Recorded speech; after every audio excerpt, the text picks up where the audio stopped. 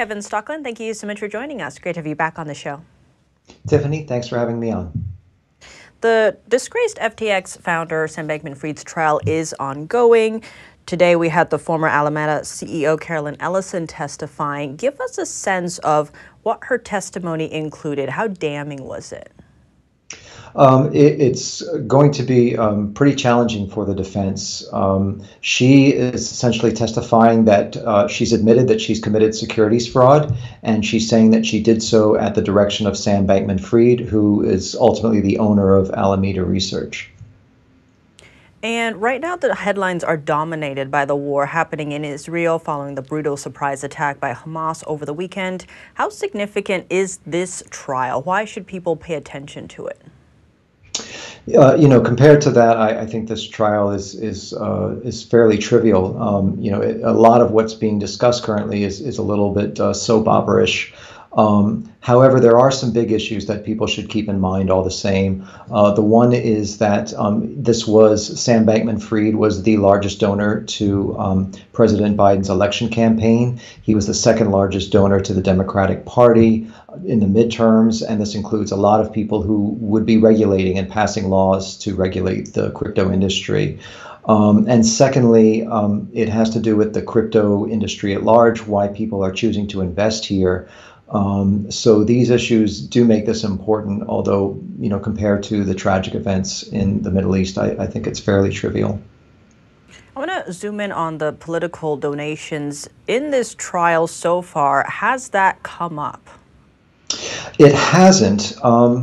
It has not at all. This has all been about the issue of the case that they're trying to press for securities fraud. However, there will likely be a follow-on case. Charges are pending for his political donations and the fact that they may have been illegal or illicit. So there hopefully should be some follow-on trial, and then we'll have a little bit closer examination of who received money from Sam Bankman-Fried and how they are tied into the crypto industry.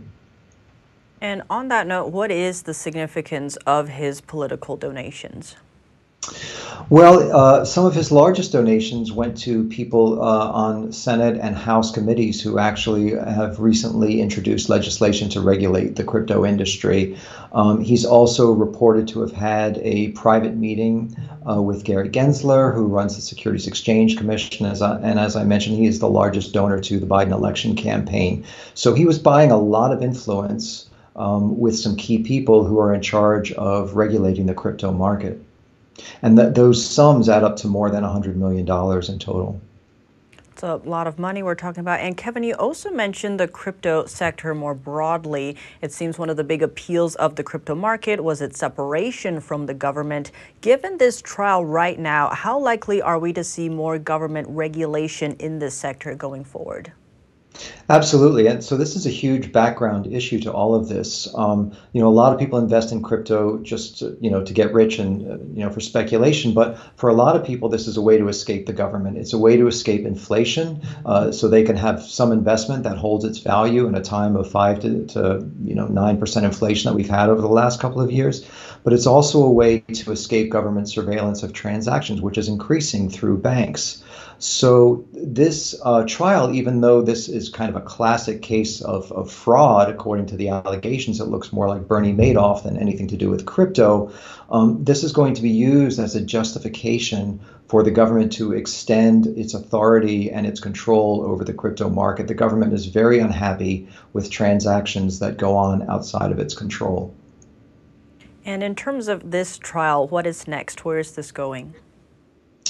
Well, so last week we had testimony from Gary Wong, who basically talked about the infrastructure that was set up for fraud to occur at FTX. This week has been Caroline Ellison, who was given the perspective from Alameda Research and the misuse of funds and the taking of funds from FTX for Alameda trading, some of which she said was actually lent out to Sam Bankman-Fried and other executives directly and used for political donations. So we'll certainly be hearing more about that. And then I expect we'll have more executives who have been granted not immunity, but an easier ride in the sentencing process. I think we'll be hearing more testimony from them.